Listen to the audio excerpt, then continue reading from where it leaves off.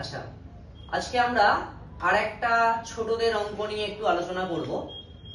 অঙ্কটা বিভিন্ন কম্পিটিটিভ পরীক্ষায় আসতে পারে, অ্যাডমিশন টেস্টের জন্য অঙ্কটা খুব ইম্পর্টেন্ট অঙ্ক।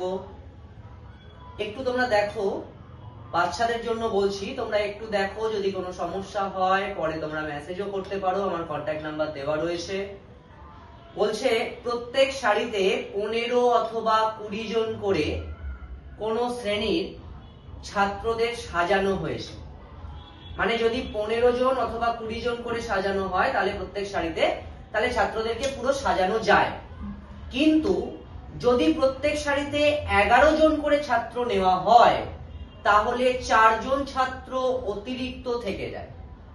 তাহলে শ্রেণীতে কমপক্ষে কতজন ছাত্র ছিল? এখানে প্রশ্নটাতে একটু ভুল আছে, এটা হচ্ছে কমপক্ষে কতজন ছাত্র ছিল, এটা হবে।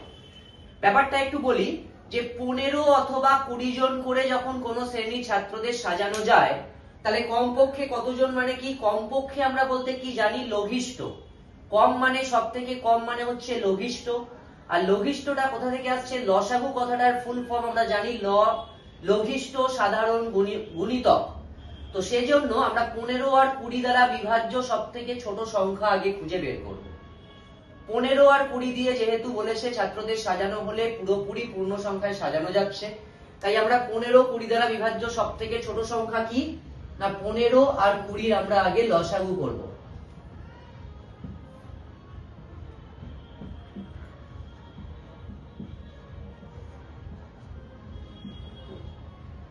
তাহলে লসাগুটা আমাদের কত এলো?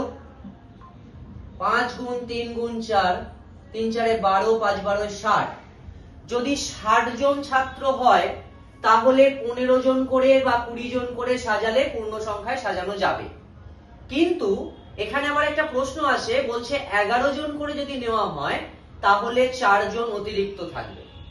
দেখো, যদি আমরা 11 দিয়ে 60 কে ভাগ করি, 5 11 55, আমাদের ভাগশেষ 5 থাকছে, মানে 5 জন অতিরিক্ত। সেটা তো হলে হবে না, আমাদের বলেছে 4 জন অতিরিক্ত থাকতে হবে। এই জন্য আমরা কি করব? 60 এর গুণিতক দেখব। 60 এর গুণিতক কত হয়? 60 গুণ 2 মানে কত হচ্ছে? 120। 120 কে যদি আমরা 11 দিয়ে ভাগ করি, 11 10 এ 110 হচ্ছে, সেক্ষেত্রে ভাগশেষ কত? 10 হলো। সেটাও হবে না, ভাগশেষ আমার 4 থাকতে হবে। তাহলে 60 গুণ আমরা যদি 3 নিই, কত হচ্ছে? 180। 180 কে যদি আমরা 11 দিয়ে ভাগ করি,